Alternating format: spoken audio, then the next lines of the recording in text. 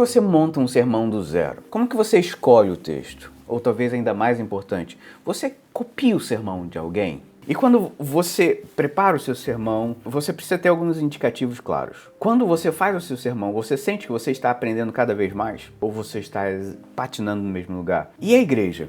Qual é a consequência? Qual é o resultado das suas pregações na vida da igreja? A igreja está se tornando mais bíblica? A igreja está se tornando mais cristocêntrica? Essa é a régua de medir os nossos sermões. Se a igreja não está se tornando mais cristocêntrica, os nossos sermões, as nossas pregações estão fracassando. E aí a gente precisa pensar em algumas coisas. Eu gosto de pensar que o sermão do pregador às vezes se divide em duas partes, às vezes até em três partes. Enquanto a gente prega, parte do nosso cérebro está prestando atenção no que a gente está falando e a outra parte está olhando para a testa franzida de alguém, para alguém que está dormindo. E se o seu sermão é frágil, você fica capturado pela reação das pessoas, porque é muito comum na vida de qualquer pregador sério que tem o seu ministério, você prega e às vezes aquela pessoa faz uma cara feia. Ou até mesmo, já aconteceu comigo várias vezes, uma pessoa sai enquanto você está falando. Se você não tem muita convicção do que você está pregando, o seu cérebro dividido, você começa a ficar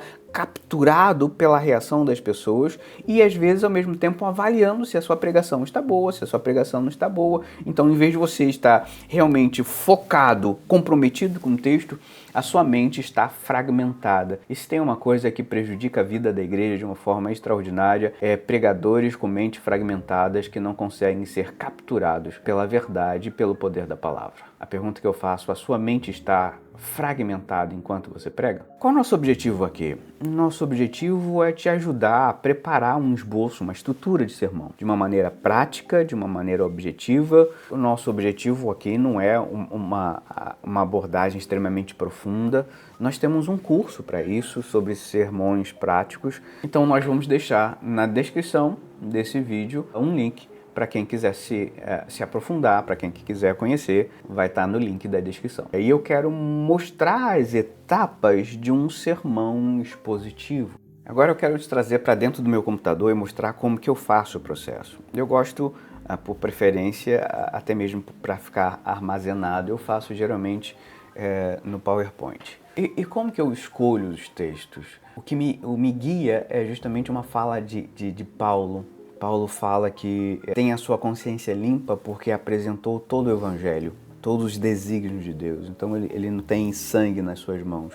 E uma das minhas preocupações é justamente perceber que muitos pastores sempre vão para o mesmo texto. Então, como eu já tenho alguns anos de ministério, a minha prioridade é ensinar o Novo Testamento. Então, como eu já tenho alguma experiência, eu já estou terminando a terceira rodada do Novo Testamento. Todo o Novo Testamento uma vez, todo o Novo Testamento uma segunda vez, e agora eu estou no todo o Novo Testamento pela terceira vez. E paralelamente isso, eu trabalho alguns profetas, alguns livros do Antigo Testamento, com pequenos parênteses, ou alguns temas. Então, os temas e os livros do Antigo Testamento, ele aparecem como parênteses para, às vezes, dar uma quebra na velocidade e no fluxo das pregações. Então, o livro de Lucas, por exemplo, na igreja, nós já estamos há mais de um ano pregando. Você pode fazer de uma outra forma.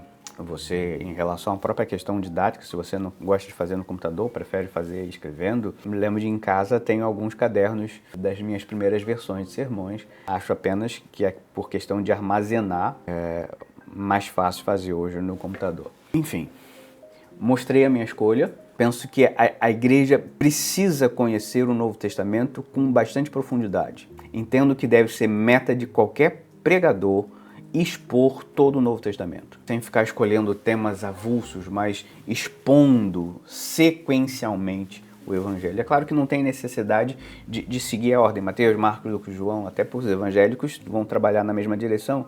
Então é interessante ir para as cartas, ir para o Evangelho e alguma a adaptação dessa estrutura dos livros neotestamentários. Então, vamos lá para o computador. Como a gente está fazendo um sermão expositivo, a primeira coisa que eu faço, então, é escolher o texto. Então, como eu estou no livro de Lucas, eu vou pegar Lucas capítulo 15, a partir do versículo 11. Então, eu copio aqui. E a primeira coisa que eu faço é trazer os versículos para dentro do documento. Então, a parte que eu estou selecionando, o meu texto ele segue um ritmo, a pregação segue o ritmo. E qual é o ritmo da minha pregação? O próprio versículo. Eu não crio um ritmo artificial. Então, às vezes, eu seleciono 2 versículos para trabalhar alguma ideia, mas normalmente eu gosto de separar versículo a versículo, porque eu gosto de pontuar todos os versículos.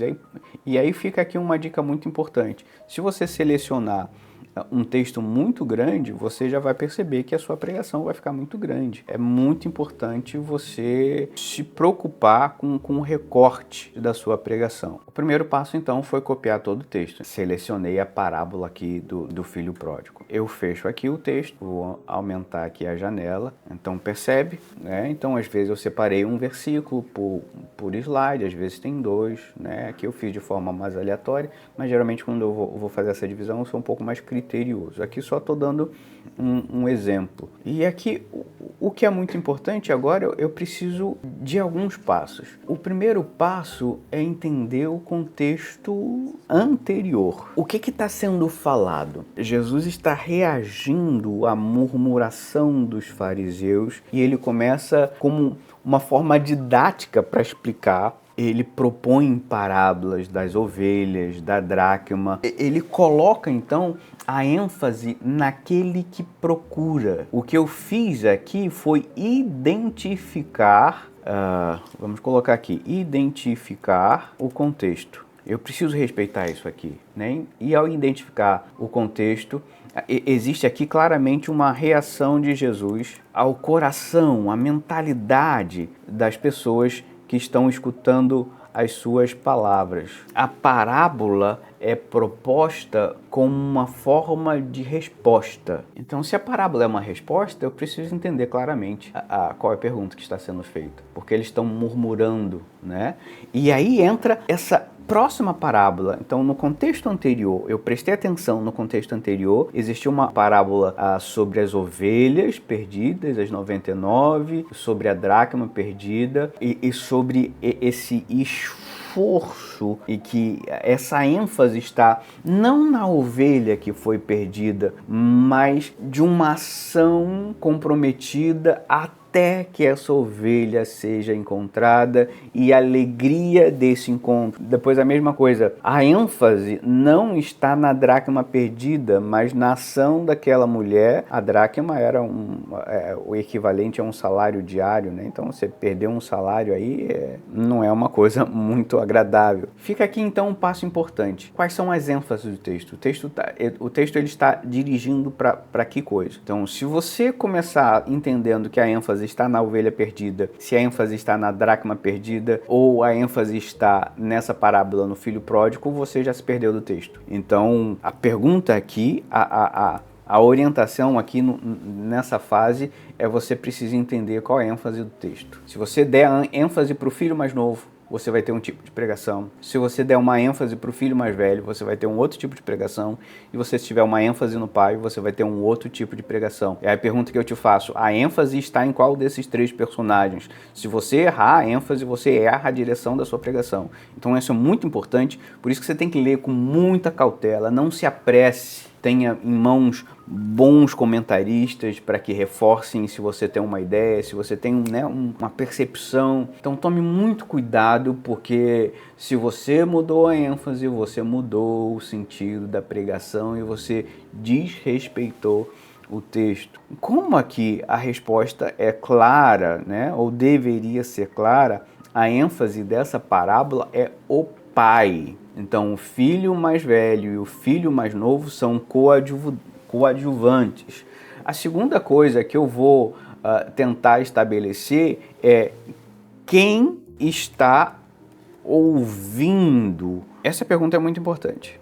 E talvez isso seja um dos grandes problemas da pregação desse texto específico, porque muitas vezes usam esse texto como sermão evangelístico, como sermão de reconciliação. A grande questão é que quem está ouvindo, o público inicial desse sermão eram fariseus, ok? E qual foi a reação dos primeiros ouvintes? Isso é muito importante, porque você vai confirmar se você está acertando a ênfase do texto. Então, qual foi a reação dos fariseus a escutarem esse sermão? Eles ficaram com raiva, né? Então, percebe no texto, no final do texto, esses indicativos. Nos preocupamos em identificar o contexto e entender a ênfase, nos preocupamos em saber quem está ouvindo, nos preocupamos a reação. E agora você vai precisar de uma pesquisa. Agora que entra uma fase da pesquisa muito interessante, porque isso vai enriquecer. A pesquisa está justamente para você entender esse contexto cultural da época, né? Qual a relação do pai, do filho, de herança. Tudo que você achar interessante aqui, você precisa pesquisar, né? Um homem tinha 2 filhos, então qual a relação? Tinha um mais velho, um mais novo, repartiu os bens, como que funcionava a questão dos bens nessa época. Então ele viaja para uma terra longínqua, desperdiça os bens, depois fala sobre uma grande fome. Mas tome cuidado, porque isso é uma parábola, então isso tudo não pode ser, você não pode criar alegoria ou significados literais para todas as coisas. Mas você precisa ter agora elementos sobre essa cultura para poder enriquecer. Então agora é um trabalho de pesquisa. O pregador agora funciona como pesquisador. Então depois que você já fez essa pesquisa, você já fez essas perguntas iniciais, mais uma vez, gente, isso aqui é muito básico, um sermão precisa aprofundar, então isso é uma diretriz inicial de uma pregação. E aí, olha que interessante, você vai explicar versículo por versículo, um sermão temático, às vezes, muitas vezes a gente tem frases de transição, e às vezes se torna até mais difícil. Num sermão expositivo, você precisa simplesmente seguir o fluxo do texto. Mais uma vez, o texto tem um ritmo. E disse, um certo homem tinha 2 filhos. O que você precisa explicar sobre isso? Esse texto é muito autoexplicativo. Então, cuidado para não encher linguiça aqui, né? Um certo homem tinha 2 filhos. Aí você vai começar a criar uma alegoria que um homem que tem 2 filhos significa... Não significa nada. Se atenha ao texto. Aí depois, o mais moço disse ao pai, dá-me parte dos bens que me pertence, né? Explica. Agora, o seu trabalho precisa ser simples, fiel e preciso.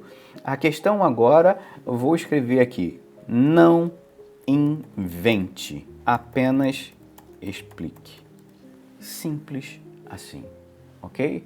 Muitos sermãos começam a se perder porque, em vez de explicar simplesmente os textos, as pessoas começam a inventar. E aí vira uma confusão, um balaio de gato. O próximo passo, depois que você já explicou o texto, lembra que a gente não está pensando na pregação propriamente dita, mas na preparação dela. O próximo passo aqui, pensar qual é a doutrina, qual é o conhecimento, qual é a verdade bíblica que esse texto está tratando. O que se revela sobre Jesus nesse texto? Como que eu enxergo Jesus? Ou que verdade bíblica está aqui? Então são essas perguntas sobre as questões doutrinárias e os princípios bíblicos que estão sendo expostos. Então você vai ler o texto de novo para você perceber o que está acontecendo no texto. Pensando na verdade que o texto está falando. Então isso é uma provocação aos fariseus, ok? O texto é uma provocação aos fariseus, porque os fariseus, o povo judeu em si é o irmão mais velho, e o irmão mais novo pode entrar os samaritanos, os gentios. Então você está fazendo uma provocação ao irmão mais velho. E justamente o que está em jogo aqui é a dificuldade de celebrar a graça do evangelho na vida de um terceiro, daquele que não é tão agradável. E aí você começa já a ter ideia para títulos, né? A graça desconcertante, a graça que não tem graça, ou a graça que incomoda. Percebe que agora é o momento onde você pode pensar em sugestões de título, porque você já está entendendo qual é a verdade que está por trás, né? Então é muito importante que esse ressentimento, né? Então existe um ressentimento. O texto está falando muito claramente sobre o ressentimento do irmão mais velho e sobre, entendendo o contexto anterior, sobre como é o pai que busca e se alegra. Então, isso está revelando muito sobre a atitude de buscar e a alegria de encontrar o perdido e a tristeza do homem enquanto Deus. E isso é extraordinário nesse texto, né? A alegria de um Deus que encontra o perdido e a tristeza do homem quando esse perdido é encontrado. Para a gente pensar no irmão mais velho e para a gente pensar no irmão mais novo, a gente precisa pensar nessa disputa que está acontecendo.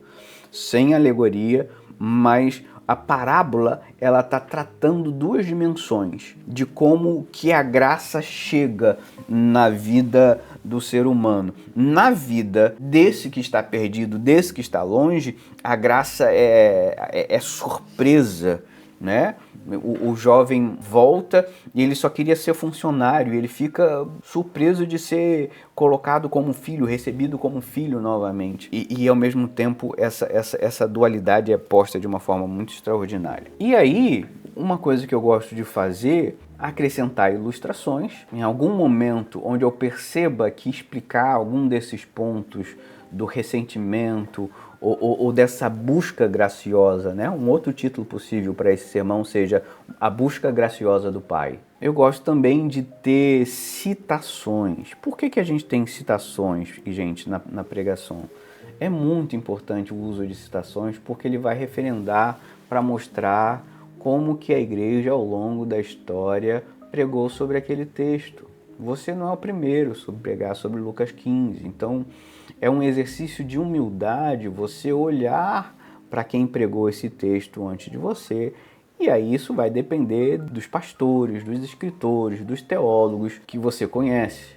Então eu posso usar aqui a minha lista de pastores que eu gosto, que são minha referência: Sinclair Ferguson, John Stott, Tim Keller, John Flavel, Richard Sibbes, Lutero. Você precisa ter uma lista dos seus teólogos favoritos e em algum momento a citação dessas pessoas vai enriquecer, até mesmo para, se você perceber que você está fugindo do texto, essas citações vão te criar uma referência nova. E aqui a gente tem a resposta para a nossa primeira provocação. Pode copiar? Sim ou não? Você não vai dar um Ctrl+C num sermão e vai repetir igual um papagaio o que alguém falou, né? Isso não é ético. Mas sim, você precisa... gente, a teologia não é uma coisa de criar conteúdo, é de ser fiel ao conteúdo. Então, nesse sentido, nós somos imitadores. Nós não estamos produzindo conteúdo novo, ok? Então, não, você não inventa, você repete o que o Evangelho diz. Então, por isso que a resposta é sim e não. Então, esses teólogos, esses pastores, eles vão referenciar. Então, tome muito cuidado qual é a sua lista, porque é a referência que você tem. Então, se você tiver uma péssima referência, você vai ter uma péssima referência de pessoas para te conduzir e te trazer de volta quando você eventualmente se perder. E depois, um bom sermão precisa ter aplicação. Lembra, a primeira parte do seu esforço, você pesquisou, você respeitou o texto e nesse primeiro momento da sua pregação, você explica. Você não está fazendo nada, você não está inventando roda. Um pastor ou um pregador precisa saber alguém que sabe explicar. Ao explicar, o segundo passo foi jogar luz quais são as doutrinas que podem emergir do texto. A graça de Deus, a soberania de Deus, o projeto de Deus de salvar aqueles que estão perdidos, né? Que a salvação não é exclusiva para uma raça específica. Explicou o texto, jogou luz nas doutrinas, nas verdades. Agora, é aqui que muita gente para, porque a aplicação é um momento onde o texto bíblico vai encontrar um mundo real das pessoas. Uma boa pregação precisa de uma aplicação. O que isso tem a ver com a sua vida? O que isso tem a ver com a vida da congregação? Se 80%, 90% das vezes eu prego de forma sequencial, as outras 20 eu também me esforço em fazer o que Jesus fez, inclusive nessa parábola. Que às vezes Jesus percebia alguma fragilidade, alguma dúvida, e ele respondia. Então, se eu percebo que a igreja está com a dúvida sobre tal assunto, eu trago aquele assunto para a gente conversar na igreja. Não como se eu estivesse dando um recadinho, mas porque eu percebo que aquilo é uma fragilidade da igreja. Se é verdade que tem muitos pregadores que não explicam nada, tem alguns pregadores que só tentam aplicar sem nenhuma conexão com o texto. Existe o mundo da Bíblia e existe o mundo das pessoas. A aplicação agora é aqui que a obra do Espírito Santo é extremamente necessária. Precisa de trabalho seu. Eu gosto de fazer uma provocação, isso tem no nosso curso. Algumas pessoas confundem interpretação com revelação. E, por favor, não confunda isso. Você tem que interpretar. Não seja preguiçoso, não seja omisso e não seja covarde. Você precisa suar a camisa para interpretar o texto e o Espírito Santo não vai vir lá na igreja enquanto você está pregando e vai interpretar para os outros. Não, isso é tarefa sua. E aí algumas pessoas que são omissas na interpretação usam a revelação como desculpa de preguiçoso. Então, cuidado, porque muitas vezes quando algumas pessoas falam de revelação, é só desculpa de preguiçoso. E o Espírito Santo não tem nada a ver com preguiça. Então a sua tarefa é interpretar e explicar. Mas depois que aquele texto já está formigando, queimando dentro de você, aqui é o momento extraordinário onde o Espírito Santo vai te dirigir a trazer essa verdade bíblica para a vida das pessoas. A gente pode pensar, é aqui que o fogo desce. É aqui que é o momento que o Espírito Santo trabalha de uma forma extraordinária. O que isso tem a ver com a vida das pessoas? E aí você precisa de estar com o coração encharcado de oração, você precisa ter temor no seu coração, porque você não vai dar dicas, receitas do bolo, isso é obra do Espírito Santo. Então você precisa ser sensível ao Espírito Santo. Lembra, você tem uma tarefa, a sua tarefa é ser fiel ao texto. E uma segunda tarefa é estar sensível para que o Espírito Santo possa usar no momento da aplicação. Porque senão, o que acontece é que muitas vezes as pessoas não sabem o que a cruz tem a ver com o problema, com o luto, com o divórcio, com a separação, com o adolescente que perdeu um namoro, se separou, uma doença. As questões do dia a dia, muitas vezes, a igreja não tem nenhum acesso, porque a aplicação é frágil. Então, gaste tempo, invista o tempo. E aqui eu quero terminar com esse pedido. Seja fiel, invista o tempo necessário para explicar e interpretar o texto. E aí o próprio texto já tem o seu ritmo pessoal. E, da mesma forma, invista tempo para aplicar o texto, porque essa somatória, um texto bem explicado e uma verdade bem aplicada é que vai deixar a igreja viva e bem alimentada. Então, mais uma vez, isso é um esboço, isso é uma linha simples de um sermão expositivo. Nós estamos tentando trazer para você a clareza. Mas se você quiser se aprofundar, nós temos o nosso curso que vai te ajudar justamente a entender a passo do processo dos tipos de sermões possíveis para edificar a sua igreja. Mas aqui você então teve uma amostra simples e objetiva de como construir um sermão expositivo.